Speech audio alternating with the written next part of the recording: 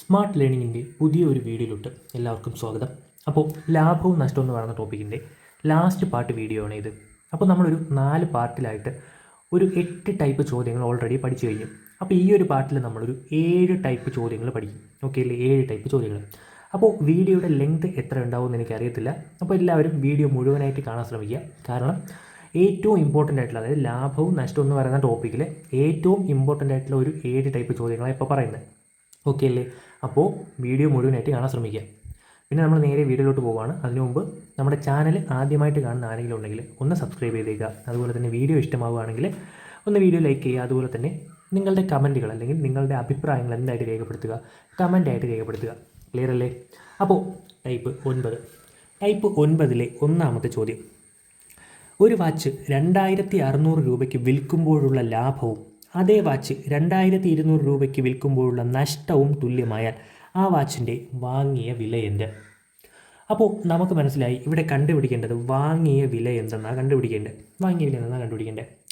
നമുക്കിവിടെ തന്നിരിക്കുന്ന ഡേറ്റ നോക്കിയിടാം. ഒരു വാച്ച് 2600 രൂപയ്ക്ക് വിൽക്കുമ്പോഴുള്ള ലാഭവും അതേ വാച്ച് 2200 രൂപയ്ക്ക് വിൽക്കുമ്പോഴുള്ള നഷ്ടവും തുല്യമാണെന്ന് തന്നിട്ടുണ്ട്. അതായത് നമുക്കിപ്പോൾ വാങ്ങിയ വില അറിയില്ല. വാങ്ങിയ വില എത്രയാണ് എന്ന് നമുക്കറിയില്ല. ഈ വാങ്ങിയ വില അതിൽ നിന്നും അത് എത്രയോ ആയിക്കോട്ടെ, ഇത് 2600 രൂപയ്ക്ക് വിൽക്കുമ്പോഴുള്ള ലാഭവും അതേ വാച്ച് 2200 രൂപയ്ക്ക് വിൽക്കുമ്പോഴുള്ള നഷ്ടവും എന്താണ്? തുല്യമാണ്. അതായത് ഈ 2600 രൂപയ്ക്ക് വിൽക്കുമ്പോൾ കിട്ടുന്ന ലാഭം നമ്മൾ എക്സ് ആയിട്ട് എടുക്കുകയാണെങ്കിൽ അതേ എക്സ് തന്നെയായിരിക്കും ഈ 2200 രൂപയ്ക്ക് വിൽക്കുമ്പോഴുള്ള നഷ്ടവും. അതായത് ഇവിടെ ലാഭവും നഷ്ടവും സെയിം തന്നെയാണ്. നമുക്ക് കണ്ടുപിടിക്കേണ്ടത് വാങ്ങിയ വിലയാണ്. അപ്പോൾ ഇങ്ങനെ ഒരു ചോദ്യത്തിൽ വാങ്ങിയ വില കണ്ടുപിടിക്കാൻ വേറൊന്നുമില്ല, എളുപ്പമാണ്. നോക്കിയേ, അതായത് നമ്മൾ ആദ്യം ചോദ്യം ഐഡൻറ്റിഫൈ ചെയ്യുക. അപ്പോൾ ഇങ്ങനെ ഒരു ചോദ്യം എങ്ങനെ ഐഡൻറ്റിഫൈ ചെയ്യുന്നത്? ഒരു സാധനം ഇത്ര രൂപയ്ക്ക് വിൽക്കുമ്പോഴുള്ള ലാഭവും അതേ സാധനം തന്നെ ഇത്ര രൂപയ്ക്ക് വിൽക്കുമ്പോഴുള്ള നഷ്ടവും തുല്യമായിരിക്കും എന്ന് നമ്മുടെ ചോദ്യത്തിലുണ്ടാവും. അങ്ങനെയാണ് ചോദ്യമെങ്കിൽ വാങ്ങിയ വില എപ്പോഴും എന്തായിരിക്കും? ഇവർ രണ്ടുപേരുടെയും നടുക്കുള്ള സംഖ്യയായിരിക്കും. ഈ രണ്ട് സംഖ്യയുടെയും നടുക്കുള്ള സംഖ്യ. രണ്ട് സംഖ്യകളുടെ നടുക്കുള്ള സംഖ്യ എന്ന് പറഞ്ഞാൽ അർത്ഥം എന്താടാ? ആ രണ്ട് സംഖ്യകളുടെ ശരാശരി അഥവാ ആവറേജ് ഇവരുടെ ശരാശരി ആയിരിക്കും എന്തെന്ന് പറയുന്നത്? ആ വാച്ചിൻ്റെ വാങ്ങിയ വില. ഒന്നുകൂടെ പറയാം, നമ്മുടെ ക്വസ്റ്റ്യൻ ക്ലിയർ ആയിട്ട് മനസ്സിലാക്കുക. ഒരു സാധനം ഇത്ര രൂപയ്ക്ക് വിൽക്കുമ്പോഴുള്ള ലാഭവും അതേ സാധനം തന്നെ ഇത്ര രൂപയ്ക്ക് വിൽക്കുമ്പോഴുള്ള നഷ്ടവും തുല്യം എന്ന് തന്നിട്ട് വാങ്ങിയ വില കാണാനാണ് നമ്മൾ ചോദ്യമെങ്കിൽ വേറൊന്നും ചെയ്യേണ്ട. തന്നിരിക്കുന്ന രണ്ട് സംഖ്യകളുടെയും ആവറേജ് അഥവാ ശരാശരി കണ്ടാൽ എന്തായി? നമ്മുടെ ഉത്തരമായി. ഇവിടുത്തെ സംഖ്യകൾ ഏതൊക്കെയാണ്? 2200 പ്ലസ് ശരാശരിയാണെന്ന് എങ്ങനെയാണ്? ആകെ തുക ബൈ എണ്ണം. അപ്പോൾ 2200 പ്ലസ് 2600 ഡിവൈഡഡ് ബൈ എണ്ണം 2 അല്ലേടാ? എണ്ണം 2 ഈക്വൽ ടു ഇത് രണ്ടും കൂടെ കൂട്ടിയ 2 4800 4800 ബൈ 2. 4800ൻ്റെ പകുതി എത്രയാണ്? നമ്മുടെ ഉത്തരം 2400 രൂപയാണ് ഇവിടുത്തെ വാങ്ങിയ വില. ഇനി നമുക്ക് കിട്ടിയ 2400 ശരിയാണോ എന്ന് നോക്കിയാലോ? നോക്കിയേ, ഇവിടെ വാങ്ങിയ വില 2400 ആണ്. 2400 അല്ലേ? ഈ 2400 രൂപയായിരുന്ന സാധനം 2600 രൂപയ്ക്ക് വിറ്റു. അതായത് അവിടെ 200 രൂപയല്ലേ കൂടിയത്? അപ്പം ലാഭം 200 രൂപ അല്ലേ? ഈ 2400 വിലയുണ്ടായിരുന്ന വാച്ച് 2200 രൂപയ്ക്ക് വിറ്റു. അതായത് അവിടെ നഷ്ടം എത്ര രൂപയാണ്? 200 രൂപ. നോക്കിയുടെ ലാഭവും 200, നഷ്ടവും 200. അപ്പോൾ നമ്മൾ കണ്ടുപിടിച്ച ഉത്തരം സെയിം തന്നെയാണ്. ക്ലിയർ അല്ലേ? അപ്പോൾ ഇങ്ങനൊരു ചോദ്യം കണ്ട് എന്ത് ചെയ്താൽ മതി? തന്നിരിക്കുന്ന സംഖ്യകളുടെ ശരാശരി അങ്ങ് കണ്ടുപിടിച്ച് വെച്ചാൽ മതി. നമുക്കൊരു 2 ചോദ്യങ്ങളും കൂടെ നോക്കാം. അപ്പോൾ 9ാമത്തെ ടൈപ്പിലെ രണ്ടാമത്തെ ചോദ്യം: ഒരു വസ്തു 6800 രൂപയ്ക്ക് വിൽക്കുമ്പോഴുള്ള ലാഭവും അതേ വസ്തു 5500 രൂപയ്ക്ക് വിൽക്കുമ്പോഴുള്ള നഷ്ടവും തുല്യമായാൽ ആ വസ്തുവിൻ്റെ വാങ്ങിയ വില എന്ത്? സെയിം ചോദ്യമല്ലേടാ? ഒരു വസ്തു ഇത്ര രൂപയ്ക്ക് വിൽക്കുമ്പോഴുള്ള ലാഭവും അതേ വസ്തു ഇത്ര രൂപയ്ക്ക് വിൽക്കുമ്പോഴുള്ള നഷ്ടവും തുല്യമാണ് എങ്കിൽ ആ വസ്തുവിൻ്റെ വാങ്ങിയ വില കണ്ടുപിടിക്കാൻ എന്ത് ചെയ്താൽ മതി? ഈ രണ്ട് സംഖ്യകളുടെയും എന്ത് കണ്ടുപിടിച്ചാൽ മതി? ശരാശരി കണ്ടുപിടിച്ചാൽ മതി. അതായത് 6800 പ്ലസ് 5500 ഡിവൈഡഡ് ബൈ 2. 6 5 11. ഇത് രണ്ടും കൂടെ കൂട്ടി എന്ത് കിട്ടും? 6000 5000 11000 11800 12300 എന്ന് കിട്ടും. 12300 ബൈ 2. 12300ൻ്റെ പകുതി എത്രയാണ്? 6150 രൂപ എന്ന് നമുക്ക് ഉത്തരം കിട്ടും. Option A. ക്ലിയർ അല്ലേ? ഇനി ഈ മോഡലിൽ തന്നെ ഒരു ചോദ്യം, അഡ്വാൻസ്ഡ് ചോദ്യമുണ്ട്. അതായത് സെയിം ചോദ്യം തന്നെയാണ്, പക്ഷേ കുറച്ചുകൂടി ഡിഫിക്കൽട്ടായിട്ട് ചോദിക്കും. വേറൊന്നുമില്ല, സിമ്പിൾ തന്നെയാണ്. നോക്കിക്കോ. ഒരു വസ്തു 320 രൂപയ്ക്ക് വിൽക്കുമ്പോഴുള്ള ലാഭവും അതേ വസ്തു 280 രൂപയ്ക്ക് വിൽക്കുമ്പോഴുള്ള നഷ്ടവും തുല്യമാണ്. എങ്കിൽ ആ വസ്തുവിന് 40% ലാഭം കിട്ടാൻ എത്ര രൂപയ്ക്ക് വിൽക്കണം? അപ്പോൾ ഇതാണ് ചോദ്യം. അപ്പോൾ ഒരു വസ്തു 320 രൂപയ്ക്ക് വിൽക്കുമ്പോഴുള്ള ലാഭവും അതേ വസ്തു 280 രൂപയ്ക്ക് വിൽക്കുമ്പോഴുള്ള നഷ്ടവും തുല്യമാണ്. ഇങ്ങനെ തന്നിരുന്നാൽ നമുക്ക് എന്ത് കണ്ടുപിടിക്കാൻ അറിയാം? വാങ്ങിയ വില കണ്ടുപിടിക്കാൻ നമുക്കറിയാം. വാങ്ങിയ വില കണ്ടുപിടിക്കാൻ എന്ത് ചെയ്താൽ മതി? ഈ രണ്ട് സംഖ്യകളുടെയും ശരാശരി കണ്ടുപിടിച്ചാൽ മതി. അതായത് നമുക്കിവിടെ വാങ്ങിയ വില എത്രയാണെന്ന് അറിയത്തില്ല. നോക്കിയോ, നേരത്തെ മനസ്സിലാകത്ത് നോക്കിയോ, വാങ്ങിയ വില എത്രയാണെന്ന് നമുക്കറിയത്തില്ല അല്ലേ. പക്ഷെ എന്ത് പറഞ്ഞിട്ടുണ്ട്? ആ വസ്തു 320 രൂപയ്ക്ക് വിൽക്കുമ്പോഴുള്ള ലാഭം 320 രൂപയ്ക്ക് വിൽക്കുമ്പോഴുള്ള ലാഭവും 280 രൂപയ്ക്ക് വിൽക്കുമ്പോഴുള്ള നഷ്ടവും തുല്യമാണ്. അതായത് ഈ വസ്തു 320 രൂപയ്ക്ക് വിൽക്കുമ്പോൾ എക്സ് ആണ് ലാഭമായി കിട്ടുന്നതെങ്കിൽ അതേ എക്സ് തന്നെയായിരിക്കും അത് 280 രൂപയ്ക്ക് വിൽക്കുമ്പോഴുള്ള നഷ്ടവും. ക്ലിയർ അല്ലേ? ഇങ്ങനെയാണ് എങ്കിൽ അതിൻ്റെ വാങ്ങിയ വില എന്ന് പറയുന്നത് എപ്പോഴും ഇവരുടെ രണ്ടുപേരുടെയും നടുക്ക് നിൽക്കുന്ന സംഖ്യ ആയിരിക്കും. ഇവരുടെ രണ്ടുപേരുടെയും നടുക്ക് നിൽക്കുന്ന സംഖ്യ എന്ന് പറഞ്ഞാൽ അവരുടെ ശരാശരി ആയിരിക്കും എപ്പോഴും നടുക്കത്തെ സംഖ്യ എന്ന് പറയുന്നത്. അവരുടെ ശരാശരി കണ്ടുപിടിക്കാൻ എന്ത് ചെയ്താൽ മതി? രണ്ടും കൂടെ കൂട്ടുക, എണ്ണം കൊണ്ട് ഹരിക്കുക. അപ്പോൾ 280 പ്ലസ് 320/2, 300, 500, 600, 600/2 ഈക്വൽ ടു 300. ക്ലിയർ അല്ലേ? നമുക്ക് വാങ്ങിയ വില കിട്ടി 300 രൂപ. ക്ലിയർ ആണ്? വാങ്ങിയ വില 300 കിട്ടി. നമുക്ക് വാങ്ങിയ വിലയാണോ കണ്ടുപിടിക്കേണ്ടത്? അല്ല. ആ വസ്തുവിന് 40% ലാഭം കിട്ടാൻ എത്ര രൂപയ്ക്ക് വിൽക്കണമെന്നാണ് കണ്ടുപിടിക്കേണ്ടത്. എടാ അത് സിമ്പിൾ അല്ലേടാ. അതായത് വാങ്ങിയ വില നമുക്ക് 300 എന്നുണ്ട്. വാങ്ങിയ വില എന്ന് പറഞ്ഞാൽ എന്താണ്? 100% നമുക്കിവിടെ 300 രൂപ എന്നുണ്ട്. നമുക്ക് എന്താ കണ്ടുപിടിക്കേണ്ടത്? ആ വസ്തുവിന് 40% ലാഭം കിട്ടാൻ എത്ര രൂപയ്ക്ക് വിൽക്കണം? ഒരു വസ്തുവിന് 40% ലാഭം കിട്ടാൻ അത് എത്ര ശതമാനത്തിന് വിൽക്കണം? 100% വാങ്ങിയ വിലയോടൊപ്പം ആ 40% കൂടെ കൂട്ടി ടോട്ടൽ 140% വിറ്റാലല്ലേ അതിന് 40% കിട്ടിയെന്ന് പറയാൻ പറ്റും. അപ്പോൾ 40% ലാഭം കിട്ടാൻ എത്ര രൂപയ്ക്ക് വിൽക്കണമെന്ന് ചോദിച്ചാൽ ആ 140% എത്ര രൂപ എന്ന് കണ്ടുപിടിച്ചാൽ പോരെ? സത്യം പറഞ്ഞാൽ ചോദ്യം ഇത്രയേ ഉള്ളൂ. 100% 300 ആയാൽ 140% എത്ര? എന്ത് ചെയ്താൽ മതി? ക്രോസ് മൾട്ടിപ്ലിക്കേഷൻ ചെയ്യാനുള്ള എളുപ്പ വഴി 2 ഉള്ളത് ഗുണിക്കുക, 1 ഉള്ളത് ഹരിക്കുക. അപ്പോൾ 140 × 300 ഡിവൈഡഡ് ബൈ 100. 2 0 വെട്ടുന്നു. 140 × 3 300, 120 കൂട്ടിയാൽ 420 എന്ന് നമുക്ക് ഉത്തരം എഴുതാം. Option C. ക്ലിയർ അല്ലേടാ? ക്ലിയർ അല്ലേ? അപ്പോൾ ഇങ്ങനെ ഒരു ചോദ്യം കണ്ടത്, അതായത് ഒരു വസ്തു ഇത്ര രൂപയ്ക്ക് വിൽക്കുമ്പോഴുള്ള ലാഭവും അതേ വസ്തു തന്നെ ഇത്ര രൂപയ്ക്ക് വിൽക്കുമ്പോഴുള്ള നഷ്ടവും തുല്യമാണ് എന്ന് തന്നതിന് ശേഷം വാങ്ങിയ വിലയാണ് ചോദിക്കുന്നതെങ്കിൽ തന്നിരിക്കുന്ന സംഖ്യകളുടെ എന്തെടുക്കുക? ശരാശരി എടുക്കുക. അപ്പോൾ നമുക്ക് എന്ത് കിട്ടും? വാങ്ങിയ വില കിട്ടും. എന്നാൽ ചോദ്യത്തിനോടൊപ്പം അത് ഇത്ര ശതമാനം ലാഭം കിട്ടാൻ എത്ര രൂപയ്ക്ക് വിൽക്കണം, ഇത്ര ശതമാനം നഷ്ടം കിട്ടാൻ എത്ര രൂപയ്ക്ക് വിൽക്കണം എന്നൊക്കെ ചോദ്യത്തിലുണ്ടെങ്കിൽ എന്ത് ചെയ്താൽ മതി? 100% നമ്മൾ വാങ്ങിയ വില കണ്ടുപിടിച്ചു. ഓൾറെഡി വാങ്ങിയ വില നമുക്കുണ്ട്, 100% ഉണ്ട്. അതിൽ നിന്നും തന്നിരിക്കുന്ന ശതമാനം എത്രയാണോ അത് നഷ്ടമാണെങ്കിൽ 100-ൽ നിന്ന് കുറച്ച് എഴുതുക, ലാഭമാണെങ്കിൽ 100-നോടൊപ്പം കൂട്ടി എഴുതി ക്രോസ് മൾട്ടിപ്ലിക്കേഷൻ ചെയ്താൽ മതി, നമ്മുടെ ഉത്തരം കിട്ടും. ക്ലിയർ അല്ലേടാ? അപ്പോൾ നമ്മുടെ ടൈപ്പ് 9 ഓക്കെയാണ്. നമ്മൾ നേരെ ടൈപ്പ് 10 പോവാണ്. അപ്പോൾ നമ്മുടെ 10ാമത്തെ ടൈപ്പ്. അപ്പോൾ ക്ലിയർ ആയിട്ട് മനസ്സിലാക്കുക, 10ാമത്തെ ടൈപ്പും 11ാമത്തെ ടൈപ്പും വളരെ ഇമ്പോർട്ടൻ്റ് ആയിട്ടുള്ള ചോദ്യങ്ങളാണ്. ഇത് രണ്ടും അങ്ങോട്ടും ഇങ്ങോട്ടും മാറിപ്പോകാനുള്ള സാധ്യത വളരെ കൂടുതലാണ്. അതുകൊണ്ട് ചോദ്യം ക്ലിയർ ആയിട്ട് മനസ്സിലാക്കി തന്നെ പഠിക്കുക. ഓക്കെ അല്ലേ? അപ്പോൾ നമ്മുടെ 10ാമത്തെ ടൈപ്പിലെ 1ാമത്തെ ചോദ്യം. ഒരു കച്ചവടക്കാരൻ 2 വാച്ചുകൾ 2000 രൂപയ്ക്ക് വീതം വാങ്ങി.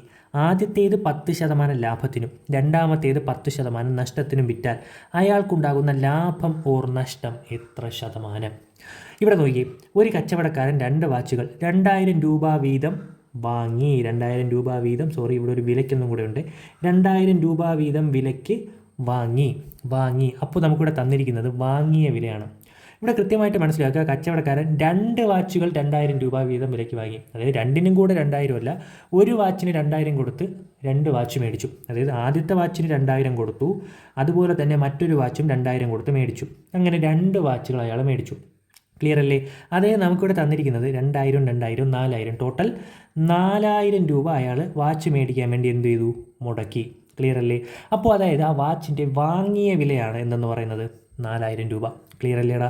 ഒരു കച്ചവടക്കാരൻ 2 വാച്ചുകൾ 2000 രൂപ വീതം വിലയ്ക്ക് വാങ്ങിയ വില 4000. ഒരു വാച്ചിന് 2000 വെച്ച് 2 വാച്ച് മേടിച്ചു, ടോട്ടൽ 4000 രൂപ. ക്ലിയർ അല്ലേ? 4000 രൂപയാണ് അയാളുടെ മുടക്ക് മുതൽ, അല്ലെങ്കിൽ ആ വാച്ച് മേടിക്കാൻ അയാൾ മുടക്കിയ തുക എന്ന് പറയുന്നത് 4000 രൂപ. ക്ലിയർ ആണ്? ഇനി നോക്കിയേ, ആദ്യത്തേത് 10% ലാഭത്തിനും രണ്ടാമത്തേത് 10% നഷ്ടത്തിനും വിറ്റാൽ ആദ്യത്തെ വാച്ചിൻ്റെ വാങ്ങിയ വില 2000 അല്ലേ? അത് 10% ലാഭത്തിന് വിറ്റു എന്ന് പറഞ്ഞാൽ 2000-ൻ്റെ 10% എത്രയാടാ? 200. അപ്പോൾ അയാൾ ടോട്ടൽ 2200 കൂടെ കൂട്ടിയാൽ 2200 രൂപയ്ക്ക് ആദ്യത്തെ വാച്ച് അയാൾ വിറ്റു. ക്ലിയർ ആണ്. ആദ്യത്തെ വാച്ച് 10% ലാഭത്തിനാണ് വിറ്റ്. ആദ്യത്തെ വാച്ചിൻ്റെ വാങ്ങിയ വില 2000 ആണ്. അപ്പോൾ 2000-ൻ്റെ 10% എന്ന് പറയുന്നത് 200 അപ്പോൾ 2000 200 കൊണ്ട് കൂട്ടുമ്പോൾ ടോട്ടൽ 2200 രൂപയ്ക്കാണ് അയാൾ എന്ത് ചെയ്തത്? ആദ്യത്തെ വാച്ച് വിറ്റത്.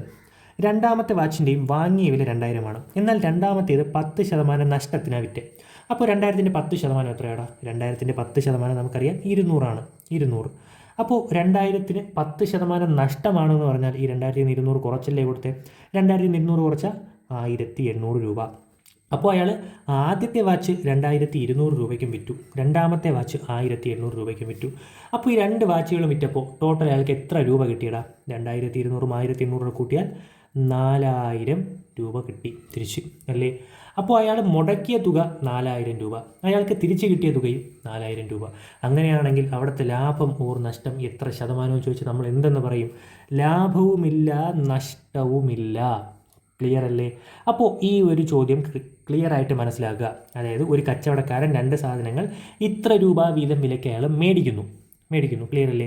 ആദ്യത്തേതിന് ഇത്ര ശതമാനം ലാഭത്തിനും രണ്ടാമത്തേതിന് അതേ ശതമാനത്തിന് നഷ്ടത്തിനുമാണ് വിൽക്കുന്നതെങ്കിൽ അവിടെ ആ കച്ചവടക്കാരന് ലാഭവും ഉണ്ടാവില്ല നഷ്ടവും ഉണ്ടാവില്ല. ക്ലിയർ അല്ലേ? അപ്പോൾ ഇത് ചെയ്യുന്ന രീതി ഇതാണ്. ഇങ്ങനൊരു ചോദ്യം കണ്ട് നിങ്ങൾ ആദ്യമേ ആൻസർ അടിച്ചു, ആ കച്ചവടക്കാരന് ലാഭവും കാണില്ല നഷ്ടവും കാണില്ല. ക്ലിയർ അല്ലേ? നമുക്ക് ഒരു ചോദ്യം കൂടെ ചെയ്യാം, നോക്കിക്കോ. ഒരു കച്ചവടക്കാരൻ രണ്ട് വസ്തുക്കൾ 380 രൂപയ്ക്ക് വീതം വാങ്ങി ആദ്യത്തേത് 20% ലാഭത്തിനും രണ്ടാമത്തേത് 20% നഷ്ടത്തിനും വിറ്റാൽ അയാൾക്കുണ്ടാകുന്ന ലാഭം ഓർ നഷ്ടം എത്ര ശതമാനം? അപ്പോൾ കച്ചവടക്കാരൻ രണ്ട് വസ്തുക്കൾ 380 രൂപ വീതം വിലയ്ക്ക് വാങ്ങി. അതായത് ആദ്യത്തേതിനും 380 രൂപ കൊടുത്തു, രണ്ടാമത്തേതിനും 380 രൂപ കൊടുത്തു. ഓക്കെ അല്ലേ? അപ്പോൾ ടോട്ടൽ അയാൾ ചിലവാക്കിയ വില എന്ന് പറയുന്നത് എത്രയാണ്? 380 കൂടെ കൂട്ടിയാൽ നമുക്ക് എഴുതാം 700 രൂപ. അതായത് അയാളുടെ ആകെ മുടക്കുമുതൽ എന്ന് പറയുന്നത് 700 രൂപയാണ്. ക്ലിയർ? ആദ്യത്തേത് 20% ലാഭത്തിന് വിറ്റു എന്ന് പറയുന്നുണ്ട്. ആദ്യത്തേത് 20% ലാഭം. 380-ൻ്റെ 20% എങ്ങനെ കണ്ടുപിടിക്കുന്നത്? 380 × 20/100 ചെയ്താൽ മതി. അതായത് ഒരു 0 വെട്ടാം, 0 വെട്ടാം, 35 കൂടെ 2 എത്രയാണ്? 70, 30, 60, 70. അപ്പോൾ 380-നോടൊപ്പം ഈ 70 രൂപയും കൂടെ കൂട്ടിയാൽ നമുക്ക് എന്ത് കിട്ടും? 420 രൂപ. ഓക്കെ അല്ലേ? അപ്പോൾ ആദ്യത്തേത് അയാൾ 420 രൂപയ്ക്കാണ് വിറ്റ്. ഓക്കെ അല്ലേ? രണ്ടാമത്തേത് 20% നഷ്ടത്തിന് വിറ്റു. 20% നഷ്ടം എന്ന് പറഞ്ഞാൽ നമുക്കറിയാം 20% 70. ഈ 20% നഷ്ടം എന്ന് പറഞ്ഞാൽ ഈ 70 രൂപ കുറച്ച് കൊടുത്തു എന്നല്ലേടാ. അപ്പോൾ 380 നിന്ന് 70 കുറച്ചാൽ നമുക്ക് എന്ത് കിട്ടും? 380 70 കുറച്ചാൽ 300. 300 നിന്നൊരു 30 പോയാൽ 270. 270 ക്ലിയർ അല്ലേ? 270 അല്ല 280. ഓക്കെ അല്ലേ? 380 70 കുറച്ചാൽ 280. ഓക്കെ അല്ലേ? അപ്പോൾ അയാൾ ആദ്യത്തെ സാധനം ലാഭത്തിന് വിറ്റത് 420 രൂപയ്ക്കും രണ്ടാമത്തെ സാധനം നഷ്ടത്തിന് വിറ്റത് 280 രൂപയ്ക്കും. ക്ലിയർ അല്ലേ? 20% ലാഭത്തിന് വിറ്റത് 420 രൂപയ്ക്കും 20% നഷ്ടത്തിന് വിറ്റത് 280 രൂപയ്ക്കും. അപ്പോൾ ടോട്ടൽ അയാൾ അത് എത്ര രൂപയ്ക്കാണ് വിറ്റത്? രണ്ട് വാച്ചും കൂടെ 420 280 700 രൂപയ്ക്കാണ് വിറ്റേ, അല്ലേ? 700 രൂപയ്ക്കാണ് വിറ്റേ. അപ്പോൾ വാങ്ങിയ വിലയും 700 തന്നെയാണ്, വിറ്റ വിലയും 700 തന്നെയാണ്. അങ്ങനെയാണെങ്കിൽ അവിടെ അയാൾക്ക് ലാഭവും ഉണ്ടാകില്ല നഷ്ടവും ഉണ്ടാവില്ല. ക്ലിയർ അല്ലേടാ? ക്ലിയർ ആണെന്ന് വിചാരിക്കുന്നു. നമ്മൾ നേരെ അടുത്ത ടൈപ്പിലോട്ട് പോവുകയാണ്. അപ്പോൾ ഇത് കൃത്യമായിട്ട് ഈ ചോദ്യം മനസ്സിലാക്കി വെച്ചേക്കുക. കാരണം നമ്മൾ അടുത്ത ടൈപ്പ് 11 പഠിക്കുന്ന ചോദ്യവും ഏകദേശം ഇതുമായിട്ട് സിമിലർ ചോദ്യമാണ്, മാറിപ്പോകാൻ നല്ല സാധ്യതയുണ്ട്. ക്ലിയർ അല്ലേ? അപ്പോൾ നമ്മൾ ടൈപ്പ് 11 പോവുകയാണ്. അപ്പോൾ നമ്മുടെ 11ാമത്തെ ടൈപ്പ്. അപ്പോൾ ചോദ്യത്തിലോട്ട് പോകുന്നതിന് മുമ്പ് നമ്മുടെ വീഡിയോ ആദ്യമായിട്ട് കാണുന്ന ആരെങ്കിലും ഉണ്ടെങ്കിൽ ഒന്ന് സബ്സ്ക്രൈബ് ചെയ്തിടാം, അതുപോലെ തന്നെ ഒന്ന് ലൈക്ക് കൂടെ ചെയ്ത വീഡിയോ. ഓക്കെ അല്ലേ? അപ്പോൾ 11ാമത്തെ ടൈപ്പ്. ഒരാൾ 600 രൂപയ്ക്ക് വീതം രണ്ട് കസേരകൾ വിറ്റു. ആദ്യത്തേതിന് 20% ലാഭവും രണ്ടാമത്തേതിന് 20% നഷ്ടവും സംഭവിച്ചാൽ ആ കച്ചവടത്തിൽ അയാൾക്കുണ്ടാകുന്ന ലാഭം ഓർ നഷ്ടം എത്ര ശതമാനം? 10ാമത്തെ ടൈപ്പിൽ പഠിച്ച ചോദ്യവുമായിട്ട് നല്ല സിമിലാരിറ്റി തോന്നുന്നില്ലേ ഈ ചോദ്യത്തിന്? അപ്പോൾ ഇവിടെ വ്യത്യാസം എന്താണെന്ന് ചോദിച്ചാൽ ഇവിടെ നോക്കി, ഒരാൾ 600 രൂപയ്ക്ക് വീതം രണ്ട് കസേരകൾ വിറ്റു. നമ്മൾ 10ാമത്തെ ടൈപ്പിൽ പഠിച്ച ആദ്യത്തെ ചോദ്യം ഓർമ്മയുണ്ടോ? ഒരു കച്ചവടക്കാരൻ രണ്ട് വാച്ചുകൾ 2000 രൂപ വീതം വിലയ്ക്ക് വാങ്ങി. ക്ലിയർ അല്ലേ? അപ്പോൾ 10ാമത്തെ ടൈപ്പിൽ നമുക്ക് തന്നിരുന്നത് വാങ്ങിയ വില. എന്നാൽ ഇവിടെ നോക്കിയേ, 600 രൂപയ്ക്ക് വീതം രണ്ട് കസേരകൾ വിറ്റു എന്നാണ് പറയുന്നത്. അതായത് നമുക്ക് ഇവിടെ തന്നിരിക്കുന്നത് എന്താണ്? വിറ്റ വിലയാണ് തന്നിരിക്കുന്നത്. അതാണ് ഈ രണ്ട് ചോദ്യങ്ങൾ തമ്മിലുള്ള വ്യത്യാസം. നമ്മൾ 10ാമത്തെ ടൈപ്പിൽ പഠിച്ചത് എന്താണ്? ഇത്ര സാധനങ്ങൾ ഇത്ര രൂപയ്ക്ക് വീതം വാങ്ങിയിട്ട് ആദ്യത്തേത് ഇത്ര ശതമാനം ലാഭത്തിനും രണ്ടാമത്തേത് അതേ ശതമാനത്തിന് നഷ്ടത്തിനും വിറ്റാൽ ആ കച്ചവടക്കാരൻ അവിടെ ലാഭവും ഉണ്ടായില്ല നഷ്ടവും ഉണ്ടായില്ല. ക്ലിയർ അല്ലേ? എന്നാൽ നമുക്ക് വിറ്റ വില തന്നതിന് ശേഷം നമുക്ക് ആ സാധനം വിറ്റ വില തന്നതിന് ശേഷം ആദ്യത്തേത് ഇത്ര ശതമാനം ലാഭത്തിനും രണ്ടാമത്തേത് അതേ ശതമാനം തന്നെ നഷ്ടത്തിനും വിൽക്കുകയാണെങ്കിൽ ആ കച്ചവടത്തിൽ അയാൾക്ക് ലാഭമാണോ നഷ്ടമാണോ എന്ന് ചോദിച്ചാൽ നമ്മൾ ഒരു കുഞ്ഞ് ഇക്വേഷൻ പഠിക്കുകയാണ്. ആ ഇക്വേഷൻ പഠിച്ചിട്ടേ കാര്യമുള്ളൂ, അല്ലെങ്കിൽ നമ്മളൊരു വലിയ മെത്തേഡ് പഠിക്കേണ്ടി വരും. അതിലോട്ടൊന്നും പോകണ്ട. ഒരു കുഞ്ഞ് ഇക്വേഷൻ പഠിച്ചാൽ ഇതിൻ്റെ ഉത്തരം സിമ്പിളായിട്ട് ചെയ്യാം. വേറൊന്നുമില്ല, A²/100% നഷ്ടമായിരിക്കും ഇവിടെ എപ്പോഴും സംഭവിക്കുന്നത് എന്നങ്ങ് പഠിച്ചു വെച്ചിരുന്നാൽ മാത്രം മതി. ക്ലിയർ അല്ലേ? അതായത് ഒരാൾ ഇത്ര രൂപയ്ക്ക് വീതം 2 സാധനങ്ങൾ വിറ്റു, നമുക്ക് തന്നിരിക്കുന്നത് വിറ്റ വിലയായിരിക്കണം. ക്ലിയർ അല്ലേ? വിറ്റു. എന്നിട്ട് ആ വസ്തുവിൽ ആദ്യത്തേതിന് ഇത്ര ശതമാനം ലാഭവും രണ്ടാമത്തേതിന് അതേ ശതമാനം തന്നെ നഷ്ടവും സംഭവിക്കുകയാണെങ്കിൽ ആ കച്ചവടത്തിൽ അയാൾക്ക് എപ്പോഴും എന്തായിരിക്കും? A²/100% നഷ്ടമായിരിക്കും സംഭവിക്കുന്നത്. ഉറപ്പായിട്ടും നഷ്ടമായിരിക്കും. എത്രയായിരിക്കും നഷ്ടം? A²/100% നഷ്ടം. ഇവിടെ എ ആയിട്ട് എടുക്കേണ്ടത് എന്താണെന്ന് ചോദിച്ചാൽ എപ്പോഴും തന്നിരിക്കുന്ന ശതമാനം. ഇങ്ങനെയുള്ള ചോദ്യങ്ങളിൽ തന്നിരിക്കുന്ന ശതമാനം രണ്ടും ഒന്നായിരിക്കും അല്ലേ? രണ്ടും ഒരേ ശതമാനമായിരിക്കും തന്നിരിക്കുന്നത്. അതുകൊണ്ട് ഇവിടുത്തെ എ എന്ന് പറയുന്നത് തന്നിരിക്കുന്ന ശതമാനം. ഇവിടെ തന്നിരിക്കുന്ന ശതമാനം എത്രയാണ്? 20 അല്ലേ? അപ്പോൾ ഇവിടുത്തെ എ എന്ന് പറയുന്നത് 20. അപ്പോൾ ഇവിടെ ഫോർമുല A²/100% നഷ്ടം. എ എന്ന് പറഞ്ഞാൽ 20. അപ്പോൾ 20ൻ്റെ സ്ക്വയർ നമുക്ക് എഴുതാം 20 × 20/100. ഇതാ 0 വിട്ടുന്നു. ബാക്കി എന്തുണ്ട്? 2 × 2 4% നഷ്ടമായിരിക്കും ഇവിടുത്തെ ഉത്തരം. Option B. ക്ലിയർ അല്ലേ? അപ്പോൾ കൃത്യമായിട്ട് മനസ്സിലാക്കുക. നമുക്ക് തന്നിരിക്കുന്നത് വിറ്റ വിലയാണെന്ന് നമുക്ക് ആദ്യം മനസ്സിലാക്കുക. അതിനുശേഷം ആദ്യത്തേത് ഇത്ര ശതമാനം നഷ്ടത്തിനും അല്ലെങ്കിൽ ഇത്ര ശതമാനം ലാഭത്തിനും രണ്ടാമത്തേതിന് അതേ ശതമാനം തന്നെ ലാഭവുമാണ് ലഭിക്കുന്നത്, നഷ്ടവുമാണ് ലഭിക്കുന്നതെങ്കിൽ അവിടെ ആ കച്ചവടക്കാരൻ എന്തായിരിക്കും ഉണ്ടാകുന്നത്? A²/100% നഷ്ടമായിരിക്കും. എ ആയിട്ട് എടുക്കേണ്ടത് തന്നിരിക്കുന്ന ശതമാനം എത്രയാണോ അതാണ് എ ആയിട്ട് എടുക്കേണ്ടത്. ക്ലിയർ അല്ലേ? നമുക്ക് ഒരു ചോദ്യം കൂടെ നോക്കാം. 11ാമത്തെ ടൈപ്പിലെ രണ്ടാമത്തെ ചോദ്യം നോക്കൂ. ഒരാൾ 320 രൂപയ്ക്ക് വീതം 2 കസേരകൾ വിറ്റു. ആദ്യത്തേതിന് 10% ലാഭവും രണ്ടാമത്തേതിന് 10% നഷ്ടവും ഉണ്ടായാൽ ആ കച്ചവടത്തിൽ അയാൾക്കുണ്ടാകുന്ന ലാഭം അല്ലെങ്കിൽ നഷ്ടം എത്ര ശതമാനം? ക്ലിയർ ആണ്. അപ്പോൾ നമുക്ക് ആദ്യമേ മനസ്സിലായി, ഒരാൾ 320 രൂപയ്ക്ക് വീതം 2 കസേരകൾ വിറ്റു. തന്നിരിക്കുന്ന 320 രൂപ എന്ന് പറയുന്നത് വിറ്റ വിലയാണെന്ന് നമുക്ക് മനസ്സിലായി. അപ്പോൾ വിറ്റ വിലയാണെന്ന് മനസ്സിലായെങ്കിൽ അടുത്ത് എന്താ നോക്കേണ്ടത്? ആദ്യത്തേതിന് 10% ലാഭവും രണ്ടാമത്തേതിന് 10% നഷ്ടവും. അവിടെ ഒരേ ശതമാനം തന്നെയാണ് ലാഭവും നഷ്ടവും ഉണ്ടായിരിക്കുന്നത്. അങ്ങനെയാണെങ്കിൽ ആ കച്ചവടക്കാരന് ആ കച്ചവടത്തിൽ എന്തായിരിക്കും ഉണ്ടാകുന്നത്? എപ്പോഴും A²/100% നഷ്ടമായിരിക്കും ഉണ്ടാകുന്നത്. ക്ലിയർ അല്ലേ? A²/100% നഷ്ടം. ക്ലിയറാണ്. എ ആയിട്ട് എടുക്കേണ്ടത് തന്നിരിക്കുന്ന ശതമാനം. ഇവിടെ തന്നിരിക്കുന്ന ശതമാനം 10%. അപ്പോൾ നമ്മുടെ എ എന്ന് പറയുന്നത് 10. അത് ഫോർമുലയിൽ കൊടുക്കുമ്പോൾ A². അപ്പോൾ 10 × 10/100. ക്ലിയർ അല്ലേ? 0 വെട്ടാം, 0 വെട്ടാം. ബാക്കി 1 × 1 തന്നെയാണ്. 1/1. 1/1 എന്ന് പറഞ്ഞാൽ 1 തന്നെയാണ്. 1% നഷ്ടമായിരിക്കും നമ്മുടെ ഉത്തരം. Option B. ക്ലിയർ അല്ലേടാ? അപ്പോൾ ടൈപ്പ് 10ഉം ടൈപ്പ് 11ഉം കൃത്യമായിട്ട് മനസ്സിലാക്കി തന്നെ പഠിക്കുക. നമുക്ക് തന്നിരിക്കുന്നത് വാങ്ങിയ വിലയാണ് എങ്കിൽ നമ്മൾ എന്താ ചെയ്യേണ്ടത്? ആ കച്ചവടക്കാരന് ലാഭവും ഉണ്ടാകില്ല, നഷ്ടവും ഉണ്ടാകില്ല. ഇനി നമുക്ക് തന്നിരിക്കുന്നത് വിറ്റ വിലയാണെങ്കിൽ എന്താ? ആ കച്ചവടത്തിൽ അയാൾക്ക് എപ്പോഴും A²/100% നഷ്ടമായിരിക്കും ഉണ്ടാകുന്നത്. ക്ലിയർ അല്ലേ? ക്ലിയർ ആണെങ്കിൽ നമ്മൾ നേരെ 12ാമത്തെ ടൈപ്പിലോട്ട് പോവുകയാണേ. ഈ 12ാമത്തെ ടൈപ്പിൽ നമ്മളൊരു 2 ചോദ്യങ്ങൾ പഠിക്കും. 2 ചോദ്യങ്ങളും കാണാൻ ഒരുപോലെ ഇരിക്കും, പക്ഷേ അതും 2 ചോദ്യങ്ങളാണ്. ഒരു വാക്കാണ് ഈ 2 ചോദ്യങ്ങളിലും വ്യത്യാസം വരുന്നത്. ആ വാക്ക് മാറുമ്പോൾ ആ ചോദ്യം എൻ്റയർലി അങ്ങ് മാറും. ക്ലിയർ അല്ലേ? അപ്പോൾ നമ്മൾ ടൈപ്പ് 10ഉം ടൈപ്പ് 11ഉം പഠിച്ച പോലെ തന്നെയാണ് ഈ 2 ചോദ്യങ്ങളും. നല്ല വ്യക്തമായിട്ട് മനസ്സിലായില്ലെങ്കിൽ ഉറപ്പായിട്ടും തെറ്റും. ക്ലിയർ അല്ലേ? അപ്പോൾ ശ്രദ്ധിച്ചിരിക്കുക. ടൈപ്പ് 12ലെ 1ാമത്തെ ചോദ്യം. ഒരു വ്യാപാരി 20 പുസ്തകങ്ങൾ വിറ്റപ്പോൾ 2 പുസ്തകങ്ങളുടെ വാങ്ങിയ വില ലാഭമായി കിട്ടിയാൽ ലാഭശതമാനം എത്ര? അപ്പോൾ നമുക്കിവിടെ കണ്ടുപിടിക്കേണ്ടത് ലാഭശതമാനം എത്രയെന്നാണ് കണ്ടുപിടിക്കേണ്ടത്. ഇവിടെ തന്നിരിക്കുന്നത് വ്യാപാരി 20 പുസ്തകങ്ങൾ വിറ്റപ്പോൾ 2 പുസ്തകങ്ങളുടെ വാങ്ങിയ വില ലാഭമായി കിട്ടിയെന്ന് പറയുന്നത്. അപ്പോൾ ഇവിടെ അടിവരയിട്ട് പഠിക്കേണ്ട വാക്കെന്താണ്? വാങ്ങിയ വില. ഇവിടുത്തെ പ്രധാനപ്പെട്ട വാക്കെന്താണ്? വാങ്ങിയ വില. ക്ലിയർ അല്ലേ? അപ്പോൾ ഇതിൻ്റെ ഉത്തരം കണ്ടുപിടിക്കാനായിട്ട് ഒരു കുഞ്ഞു ഫോർമുല നമ്മൾ പഠിക്കണം. വേറൊന്നുമില്ല. ഇവിടെ 20 പുസ്തകങ്ങൾ വിറ്റപ്പോൾ 2 പുസ്തകങ്ങളുടെ വാങ്ങിയ വില ലാഭമായി കിട്ടിയെന്നല്ലേ പറയുന്നത്. ഇവിടെ എത്ര പുസ്തകങ്ങളാണോ വിറ്റത് അതിനെ നമ്മൾ എ ആയിട്ട് എടുക്കുന്നു. എത്ര പുസ്തകങ്ങളുടെ വാങ്ങിയ വിലയാണോ ലാഭമായി കിട്ടിയത് അതിനെ നമ്മൾ ബി ആയിട്ട് എടുക്കുന്നു. ക്ലിയർ അല്ലേ? എത്ര പുസ്തകങ്ങളാണോ വിറ്റത് അതിനെ നമ്മൾ എ ആയിട്ട് എടുക്കുന്നു. എത്ര പുസ്തകങ്ങളുടെ വാങ്ങിയ വിലയാണോ ലാഭമായി കിട്ടിയത് അതിനെ ബി ആയിട്ട് എടുക്കുന്നു. ക്ലിയർ അല്ലേ? ഇനി ഞാൻ പറയുന്ന സെൻറ്റൻസ് കൃത്യമായിട്ട് പഠിച്ചു വെച്ചേക്കുക. എ സാധനങ്ങൾ വിൽക്കുമ്പോൾ ബി എണ്ണങ്ങളുടെ വാങ്ങിയ വില ലാഭമായി കിട്ടിയാൽ ലാഭശതമാനം കണ്ടുപിടിക്കേണ്ട ഫോർമുല B/A/100. ഒന്നുകൂടെ പറയാം.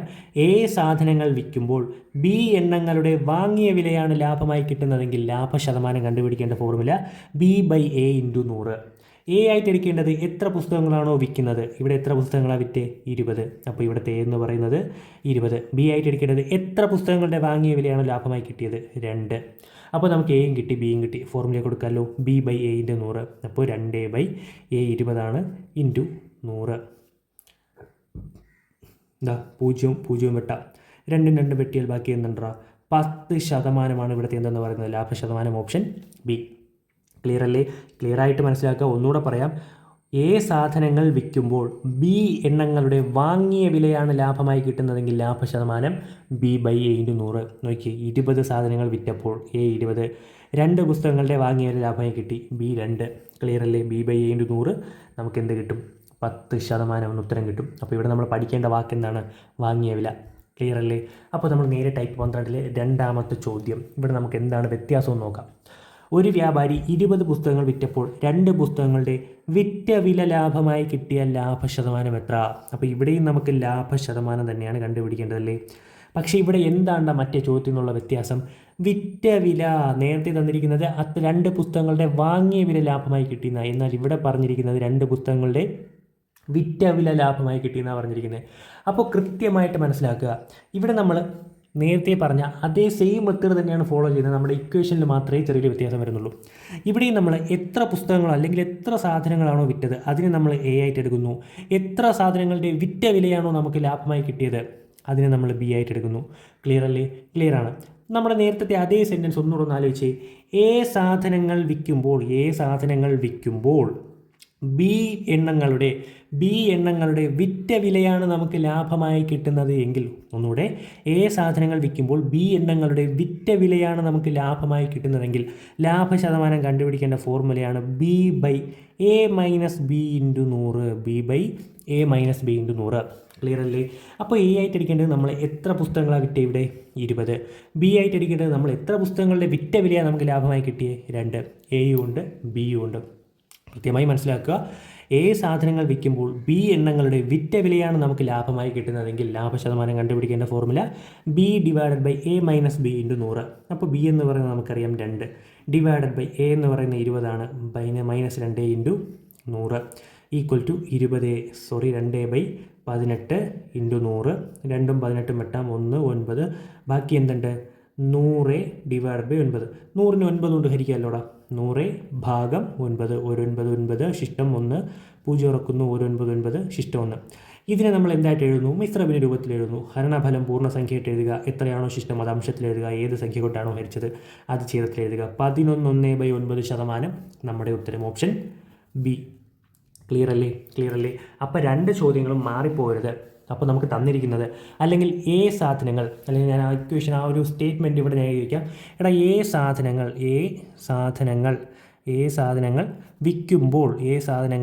വിൽക്കുമ്പോൾ ബി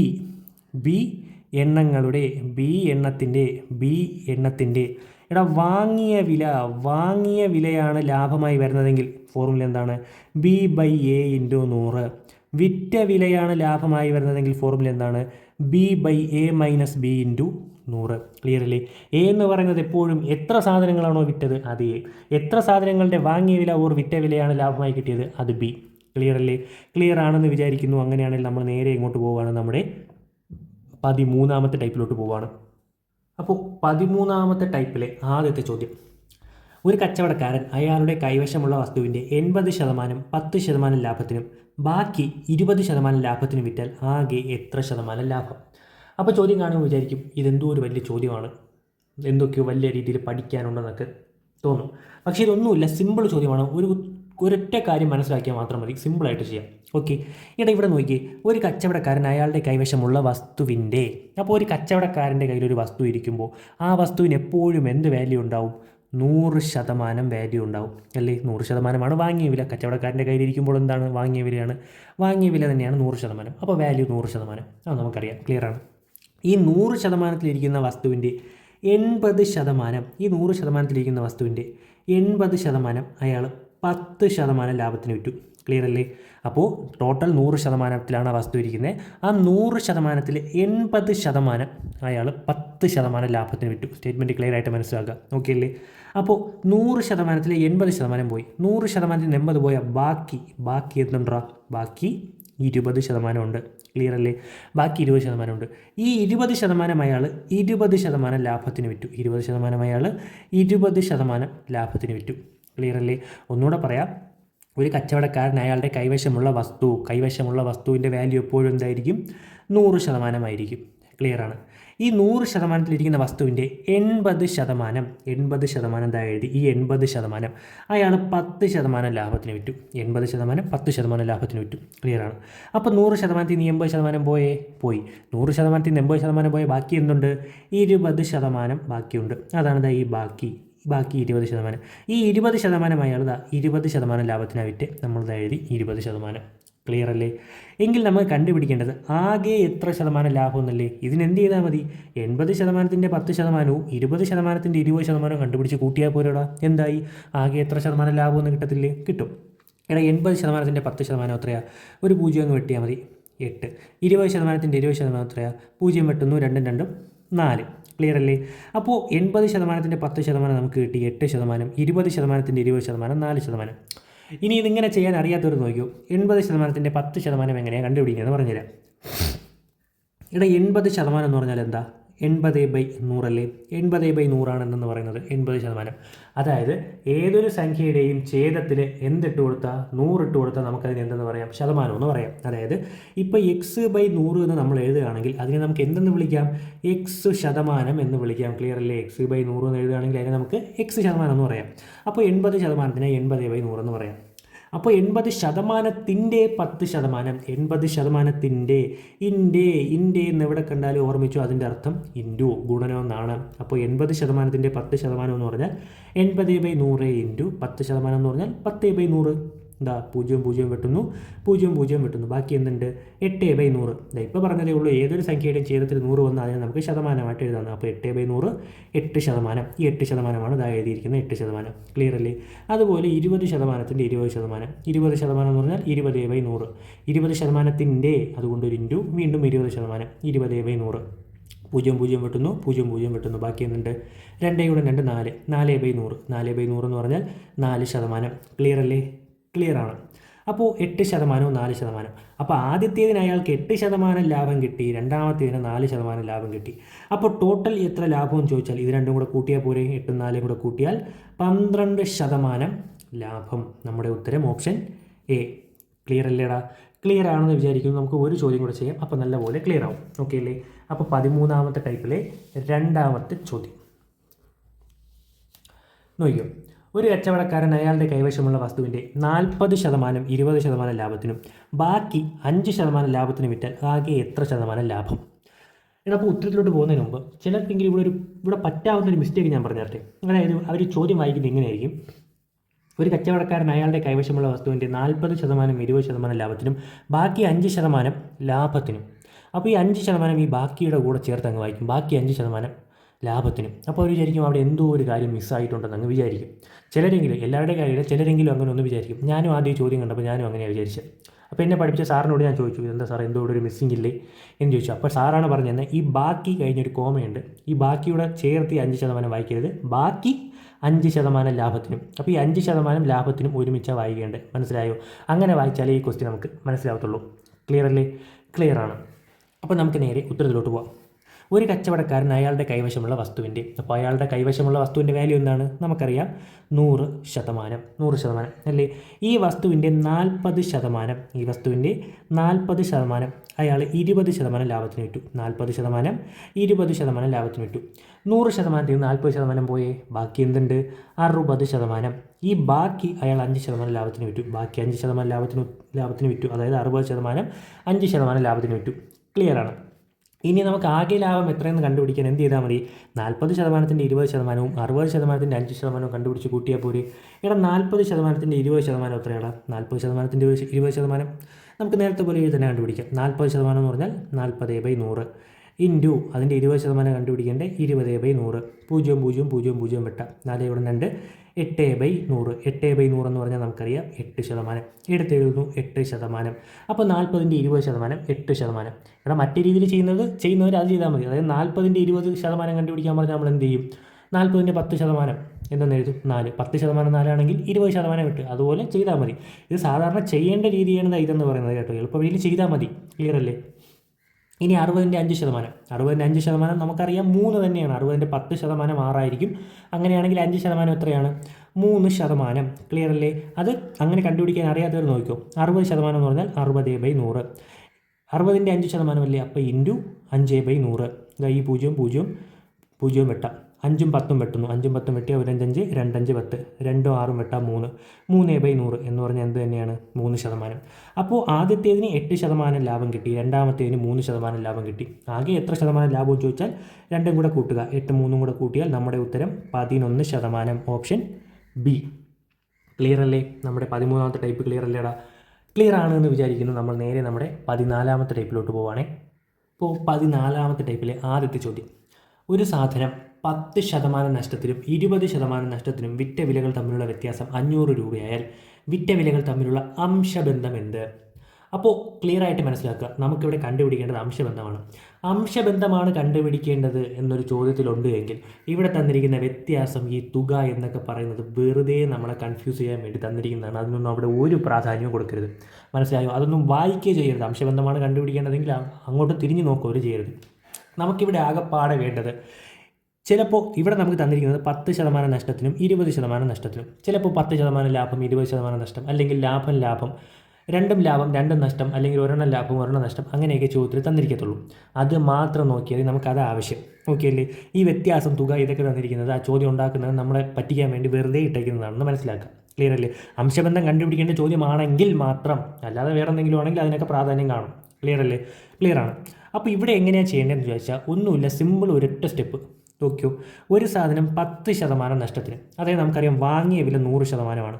10% നഷ്ടം എന്ന് പറഞ്ഞാൽ നമ്മൾ ഉറപ്പായിട്ടും ഈ 10% 100ൽ നിന്ന് കുറച്ച് എന്തെന്ന് എഴുതും? നമ്മൾ 100ൽ നിന്ന് 10 കുറച്ചാൽ 90%. അപ്പോൾ ആദ്യം 90% വിറ്റു. വീണ്ടും 20% നഷ്ടത്തിന്, അതേ സാധനം തന്നെ 20% നഷ്ടത്തിന് എന്ന് പറഞ്ഞാൽ വീണ്ടും നമ്മൾ 100%മാണ് വാങ്ങിയ വില, അതിൽ നിന്ന് 20 കുറയ്ക്കത്തില്ലേ?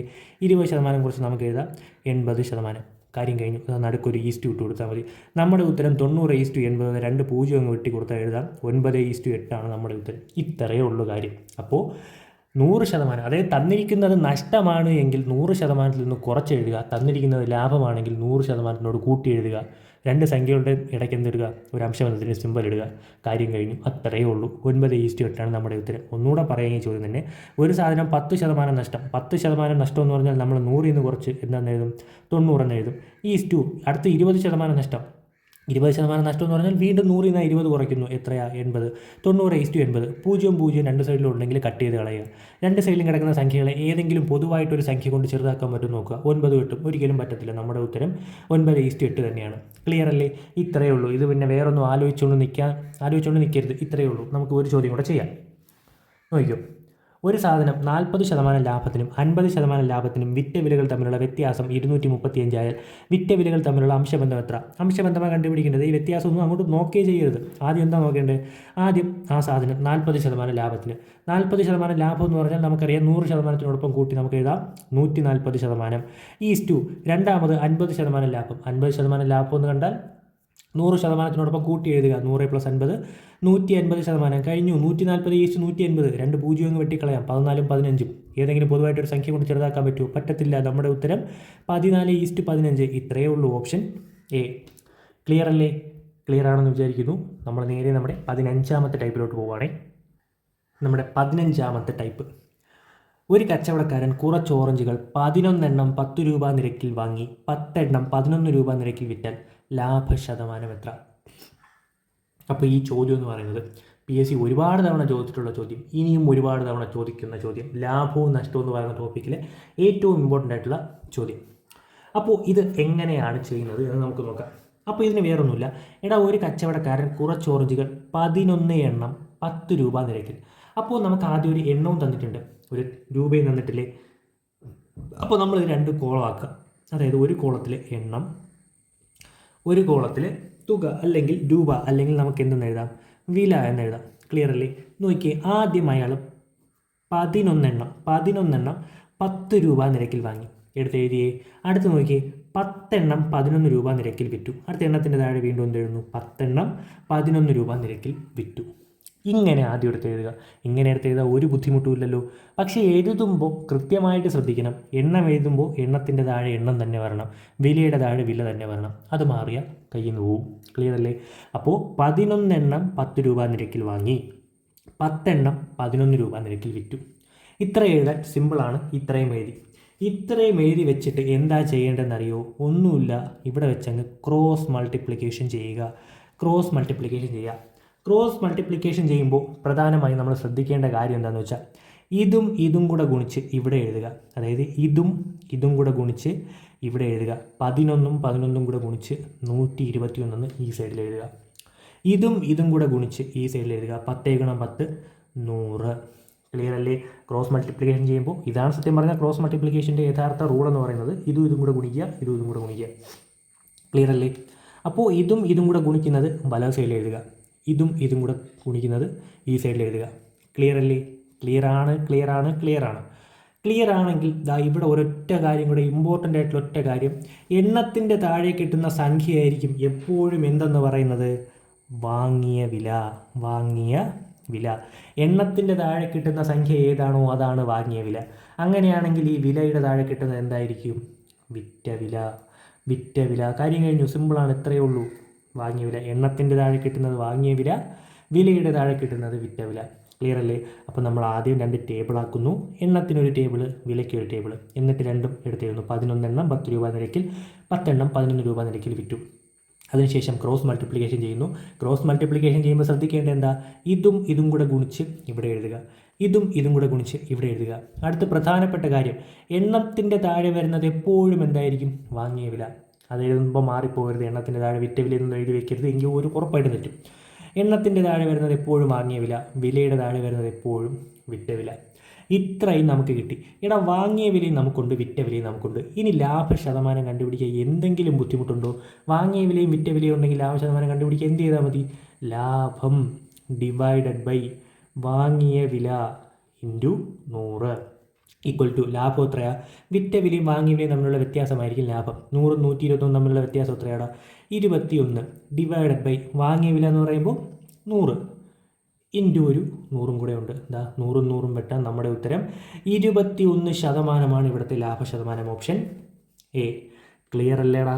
ക്ലിയർ ആണ്. അപ്പോൾ എണ്ണത്തിൻ്റെ താഴെ വരുന്നത് എപ്പോഴും വാങ്ങിയ വില, വിലയുടെ താഴെ വരുന്നത് എപ്പോഴും വിറ്റ വില.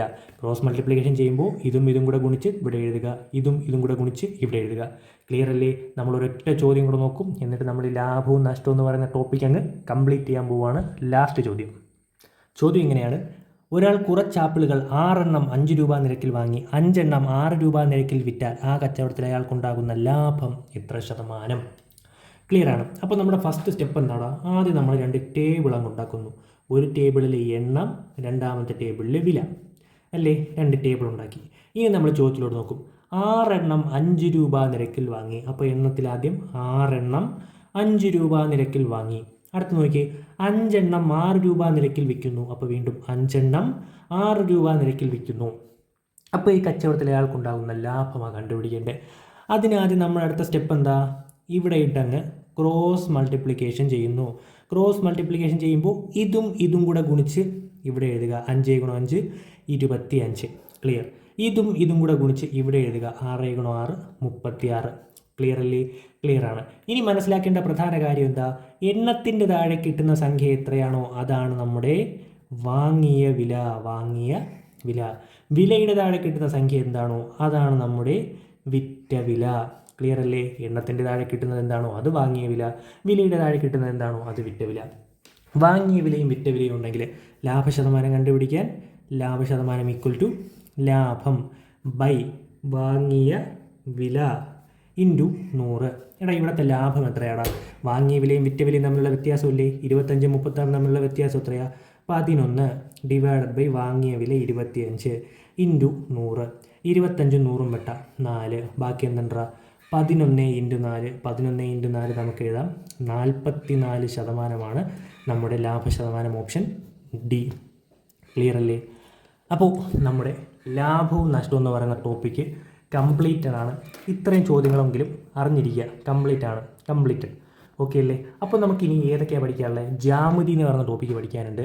പിന്നെ നമ്മുടെ സാധാരണ പലിശ, കൂട്ടുപലിശ, പിന്നെ മറ്റേ സമാന്തര ശ്രേണി. ഈ ഒരു 3 ടോപ്പിക്കും കൂടെ ഉള്ളൂ. അപ്പോൾ നമുക്കിനി വളരെ കുറച്ച് ദിവസങ്ങൾ മാത്രമേ ഉള്ളൂ. അതുകൊണ്ട് ഞാൻ ഇനി ആ ടോപ്പിക്കുകളുടെ ബേസ് ഒന്നും എടുക്കത്തില്ല. നമുക്ക് ഏറ്റവും ഇമ്പോർട്ടൻ്റ് ആയിട്ടുള്ള ചോദ്യങ്ങൾ മാത്രമേ ഞാൻ പറയത്തുള്ളൂ, ആ ഒരു വീഡിയോയിൽ പറയത്തുള്ളൂ. ഓക്കെ അല്ലേ? അപ്പോൾ നമുക്ക് അടുത്ത വീഡിയോ ആയിട്ട് അടുത്ത ക്ലാസ്സിൽ കാണാം. അപ്പോൾ നമ്മൾ റോഡ് ടു 50K ആണ്. അപ്പോൾ എല്ലാവരും ഒന്ന് സബ്സ്ക്രൈബ് ചെയ്ത് സഹായിക്കുക. 42K എന്തോ ആയി സബ്സ്ക്രൈബേഴ്സ്. അപ്പോൾ എല്ലാവരും എന്ത് ചെയ്യുക? ഒന്ന് സബ്സ്ക്രൈബ് ചെയ്യുക. അതുപോലെ തന്നെ വീഡിയോ ഇഷ്ടമായെങ്കിൽ ഒന്ന് ലൈക്ക് കൂടെ ചെയ്തേക്കുക. പിന്നെ നിങ്ങളുടെ ഫ്രണ്ട്സിനൊക്കെ ഒന്ന് ഷെയർ ചെയ്തിട്ടൊന്ന് സബ്സ്ക്രൈബ് ചെയ്യാൻ പറ. ഓക്കെ അല്ലേ? അപ്പോൾ ബാക്കി അടുത്ത ക്ലാസ്സിൽ.